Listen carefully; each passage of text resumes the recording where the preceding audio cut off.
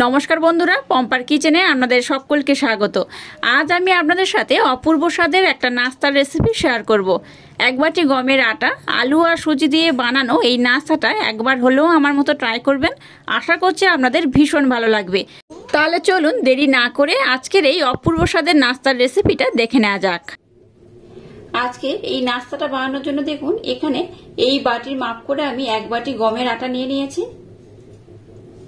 এখানে দিয়ে দেবো এই ছোট চামচের 1 চামচ সুজি, একদম 1 চামচের মতো সুজি ব্যবহার করলেই হবে। দিয়ে দেবো স্বাদ মতো লবণ। এবার শুকনো উপকরণ একটু ভালোভাবে মেখে নেব। এবার এখানে আমি জল দিয়ে দেব। নর্মাল জল এখানে ব্যবহার করছি। নর্মাল জল এখানে একদম অল্প অল্প দেব আর এটাকে খুব সুন্দর করে মেখে নেব। মিশ্রণটা রেডি করার পর আমি আপনাদের দেখাচ্ছি মিশ্রণটা কেমন হলে আজকের রেসিপিটা একদম পারফেক্ট হবে।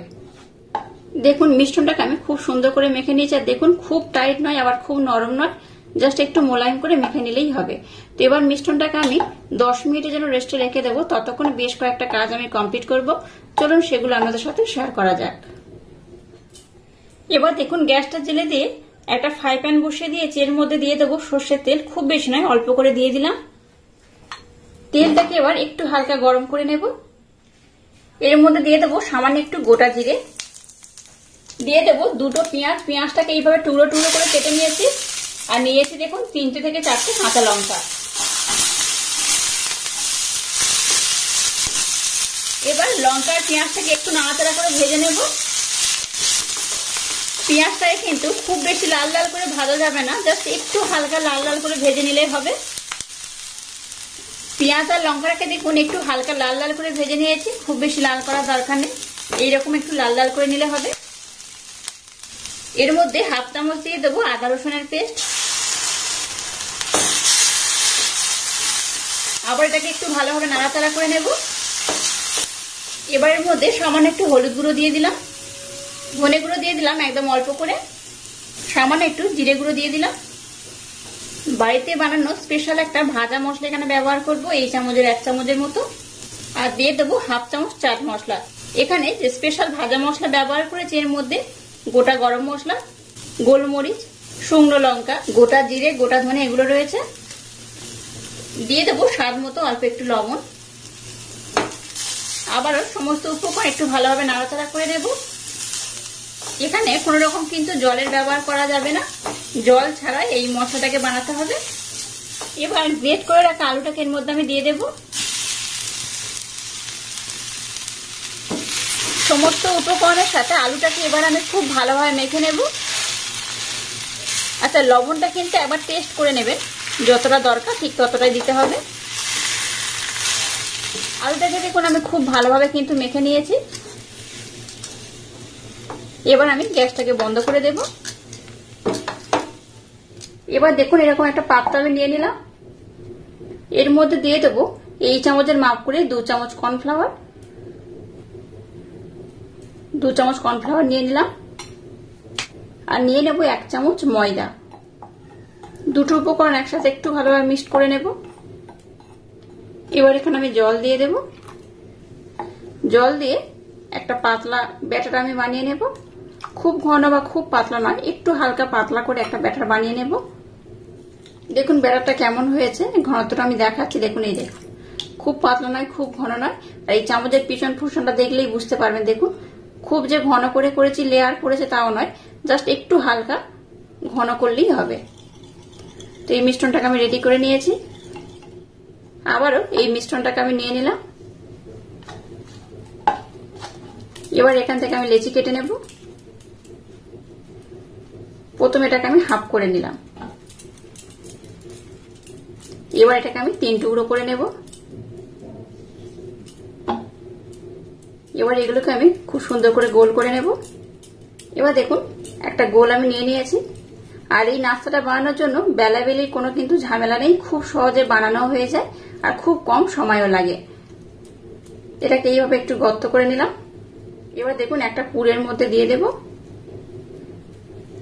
পুরটাকে কিন্তু একদম ভরে ভরে দিয়ে দেব।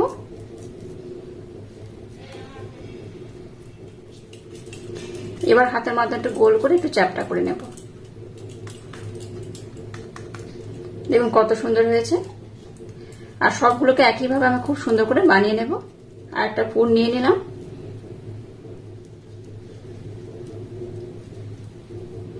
এইভাবে মুখটাকে দেখুন খুব সুন্দর করে মুড়ে নিলাম।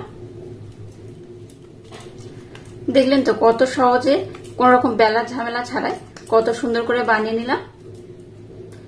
বাচ্চাদের স্কুল টিফিন বলুন বা বড়দের অফিস কিংবা বাড়িতে খুব সহজে কিন্তু এই নাস্তাটা বানিয়ে নিতে পারেন।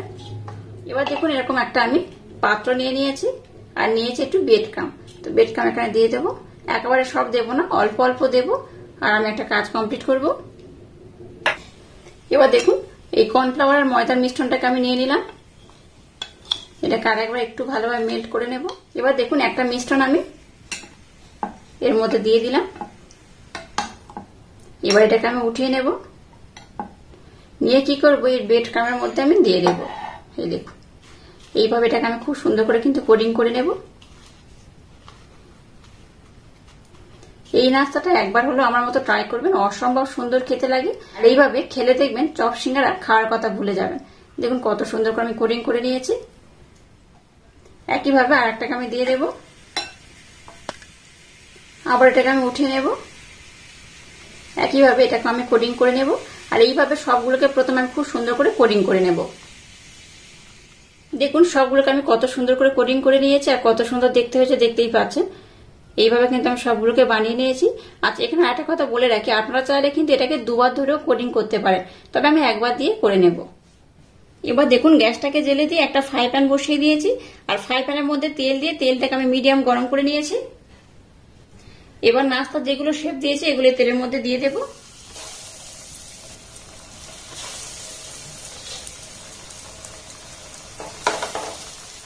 দেখুন সবগুলোকে আমি দিয়ে দিয়েছি, একেবারে একসাথে দিয়ে দিয়েছি।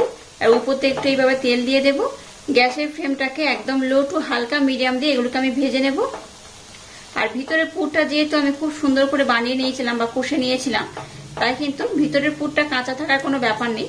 তাই গ্যাসের ফ্লেমটাকে জাস্ট একটু লো টু মিডিয়াম দিয়ে এগুলোকে ভেজে নিলেই হবে। আর উপর থেকে একটু এইভাবে তেল দিয়ে দেব। আচ্ছা আপনারা চাইলে এগুলোকে কিন্তু ডুবো তেলেও ভাজতে পারেন, তবে আমি ডুবো তেলে ভাজবো না।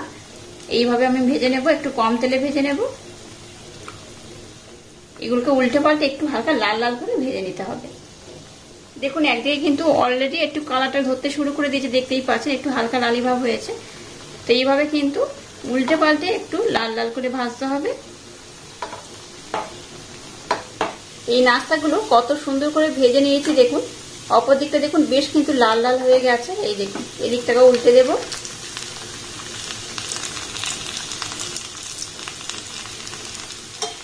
আমি অপর দিকটা উল্টে দিলাম। এই দিকটা বেশ কিন্তু লাল লাল করে ভেজে নিয়েছি। এবার অপর দিকটা একটু লাল লাল হয়ে গেলে আমি উঠিয়ে নেব। এগুলোকে দেখুন খুব সুন্দর করে ভেজে নিয়েছি, এবার উঠিয়ে নিলাম।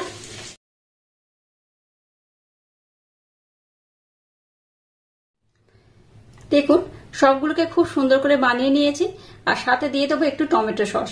আপনারা চাইলে কিন্তু চিলি সস বা অন্যান্য কোনো সস দিয়ে কিন্তু এটাকে সার্ভ করতে পারেন। আমি এখানে টমেটো সস দিয়ে দিলাম, এটা দিয়ে খেতে কিন্তু দারুণ লাগে।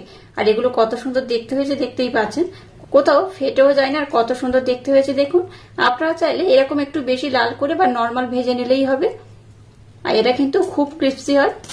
এই দেখুন বাইরে থেকে ভীষণ ক্রিস্পি আর ভিতরে কিন্তু পুরে ভরপুর। বাচ্চাদের স্কুল টিফিন বলুন বা বড়দের অফিস, যখন মন করবে বাড়িতেও কিন্তু এরকম চটজলদি বানিয়ে নিতে পারেন।